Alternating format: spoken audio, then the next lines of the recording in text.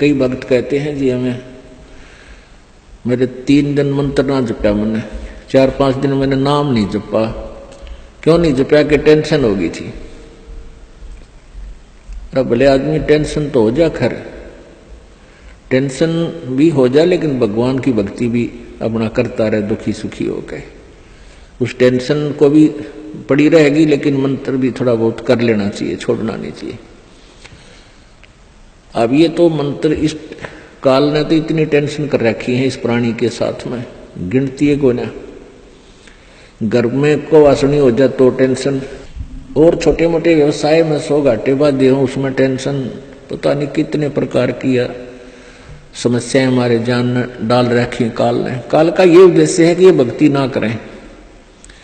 जब इनको मनुष्य शरीर प्राप्त हो तब तो इनमें इतनी टेंशन भर दी या विकार भर दिए, कोई घुट्टी लावे, कोई जुआ खेला, कोई दारू पीवे, बीड़ी पीवे, सिगरेट पीवे, कोई 2 नंबर के काम में, कोई कोठी बनाने के काम में, यानी को इनको सबको ऐसा व्यस्त कर रखा है कि फुर्सत को ना। और फिर अब ये है भक्ति का समय आ गया, अब ये भक्ति युग आ गया, भक्ति का काल आ गया, समय भक्ति काल, बिचली पीढ़ी आएगी। और इसमें काल ने कथित पूरा अंगा ला दिया। ऐसे ये टेक्निकल जो ना ऐसे बना दिए इलेक्ट्रॉनिक इंस्ट्रूमेंट जैसे mobile phone, TV, satellite, internet, कि ये जीव जब भी आंख खुले रात ने या तो मोबाइल में बकवास देख ले, या सामने टीवी रिमोट से ऑन, उठ कर भी ना जाना, रजाई में पड़ा पड़ा ऑन कर ले, उसमें नाचने गाने बकवास सुन ले, यानी भक्ति से कोसों दूर रहे ये प्राणी। अब इसने कितना कुछ, अभी 20-30 वर्ष से आप देख रहे हो कितना कुछ इस साइंस ने तरक्की कर दी, या काल गिवन है, इस काल ने दे रखी है। और परमात्मा ने भी ये समय इसीलिए चुना था कि अब ये जो साइंस के इंस्ट्रूमेंट हैं ये हमारा काम आएंगे। एक जगह बैठे और लाखों करोड़ों जगह टीवी में परमात्मा की महिमा को घर बैठे सुन सका करोगे। हम इनमें बकवास क्यों देखेंगे? हम भगवान देखेंगे, परमात्मा की चर्चा सुना करेंगे, तो हम इसका सदुपयोग करेंगे। तो पुण्यात्मा ये परमेश्वर कहते हैं, जिन हर जैसा सुमरिया अर्ता को तैसा लाभ, ओसा प्यास न भाग ही जब लग दसैनी आब। जिन्होंने जैसी भी भगवान की भक्ति की है उनको उतना ही लाभ अवश्य मिलेगा। और ओस पीने से प्यास नहीं बुझती, ओस चाटने से प्यास नहीं बुझती। प्यास बुझेगी गट गट गिलास पीने पानी के गिलास पिया जब प्यास बुझेगी। तो हम पहले क्या करते थे, दान धर्म कितना करते थे, 2 रुपये चढ़ा दिए को 5 मुश्किल थे, 10 चढ़ा दिए तो बड़े खुश होया करते थे। या 100 रुपये का प्रसाद बांट दिया हनुमान जी के मंगलवार ने, तो ये हमारी पूजाएं थी। तो ये तो हम ओस चाट रहे थे। और अब आप देख रहे हो पाठ के पाठ करवाए जा रहे हैं, भगवान के हवन के लिए जोत के पैसे, जो जोत का घी दान किया जा रहा है, ये गिलास के गिलास पिए जा रहे हैं और इनसे प्यास बुझेगी। कोई पाठ करवा रहा है, कोई वैसे गुप्त दान, खूब वैसे दान दे रहे हैं, तो ये गिलास के गिलास पानी के पिए जा रहे हैं, इनसे प्यास बुझेगी, इनसे आपको पूर्ण लाभ होगा। और सतभक्ति मंत्र करेंगे, आजीवन मर्यादा बढ़ेगी। अब ये टेंशन तो काल ने या पैदा कर रखी है कि वो भक्ति ना कर सके, लेकिन इन टेंशनों में ही आपने भक्ति करनी पड़ेगी। चाहे रो के करो, चाहे खुश होकर कर लो, दुखी होकर कर लो। मान लीजिए कोई घर का सदस्य उपदेशी नहीं था, उसकी मृत्यु होगी, दुख तो बहुत आता है, क्योंकि हमारा एक हमारे अंदर एक ऐसी व्यवस्था बन गई, हम रह नहीं सकते, रोना भी पड़ेगा, भाई खूब बुरा हाल विलाप भी करेंगे। लेकिन फिर भगवान भी फिर याद रखे, परमात्मा ये क्या ले गए इतने दिन, उन बातों ने ध्यान रखे कि ये क्या लेके गया। अगर हम ये भक्ति कर रहा होता परमात्मा इसको जीवन दान भी देता है, इसकी आयु भी बढ़ा देता है यदि सत भक्ति करता था। और ये लेके क्या गया, सारा जीवन बर्बाद कर गया। तो इस प्रकार इन सब विचारों को ध्यान में रख के, सब बातों को विचार करके और भजन जरूर करें। चाहे याद तो बहुत आते हैं, मृत्यु को प्राप्त हो जाते हैं जो साथी परिवारजन, लेकिन भगवान भी रो रो के मालिक ने भी याद रखे, मतलब भूला नहीं भगवान को। और भी कई प्रकार की टेंशन हो जाती है, किसी प्रकार की कई चिंताएं होती हैं, लेकिन चिंताएं तो हैं, चिंता भी नाम से ही समाप्त होंगी और परमात्मा की भक्ति तक करनी पड़ेगी, इन चिंताओं में करनी पड़ेगी। एक समय एक दरोगा जी जून के महीने में यानी गर्मी के मौसम में घोड़ी पर सवार होकर जा रहा था किसी दूसरे गांव में। रास्ते में किसान ने रहट जोड़ रखा था, रहट, हरहट। वो रहट क्या होता था कि उसमें एक पुली होती थी लोहे की, उस पुली के ऊपर के ऐसे एक चैन डाल दी जाती थी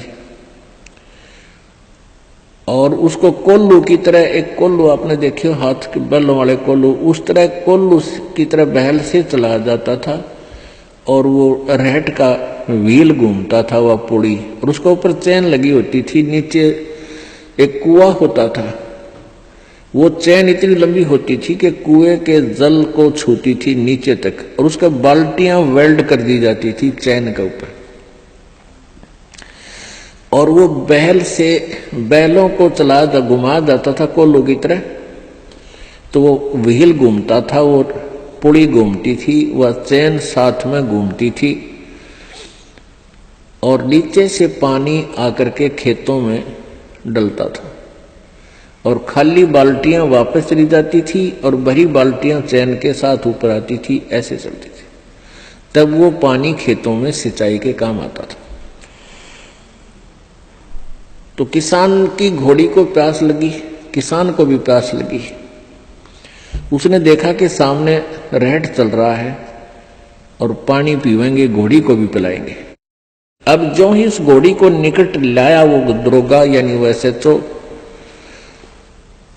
रहट के अंदर से आवाज आया करती थी, वैसे जुगाड़ होया करते थे।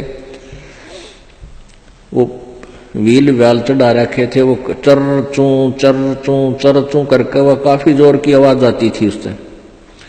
वह घोड़ी उस चरचू ने सुनकर, चींचू ने सुनकर, और वह फड़क गई, 1 किला दूर जाके डटी।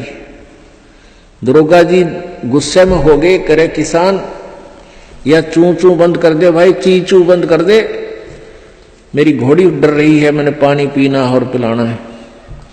अब किसान ने वो बैल रोक दिए, जो बैल चल रहे थे, कोल्लू को सा फिरा रहे थे, उससे वो चलने से आवाज आ रही थी, पानी भी आ रहा था। तो किसान ने वह बैल रोक दिया, तो पानी आना, जल आना भी बंद हो गया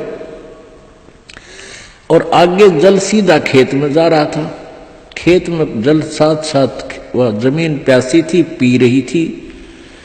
जल घोड़ी के पीने योग्य एकत्रित नहीं रहा, घोड़ी निकट आई, जल था नहीं। दरोगा जी ने कहा कि एक किसान जल निकाल। उसने फिर बैल का डंडा मार दिया, बैल चला तो चू ची चू, फिर वही घोड़ी फिर भागी। वो किसान को उसने कहा, दरोगा ने गया चू चू बंद करवा, ची चू बंद कर। उसने फिर बैल रोक दिया, वो फिर घोड़ी लिया, पानी पाया नहीं। तब वो किसान बोला, दरोगा जी इस ची चू में पी गए तो पी गए ना, दोनों मरोगे तुम। तो ये ची चू में ही पीना पड़ेगा ये जल राम नाम का भाई। जब राम नाम बंद कर दिया तो भक्ति गई, वह चू चू तो फिर फायदा क्या हुआ, वह टेंशन तो सही से भक्ति और बर्बाद होगी। तो इस ची चू में पानी पीना पड़ेगा, जल पीना पड़ेगा भाई, हिम्मत रखो और एक दिन परमात्मा ऐसी कृपा करेगा या ची चू भी बंद हो जाएगी, क्योंकि परमात्मा के नाम से सब दुख दूर होते हैं। कबीर 5 पहर धन दे गया और 3 पहर रया सोए।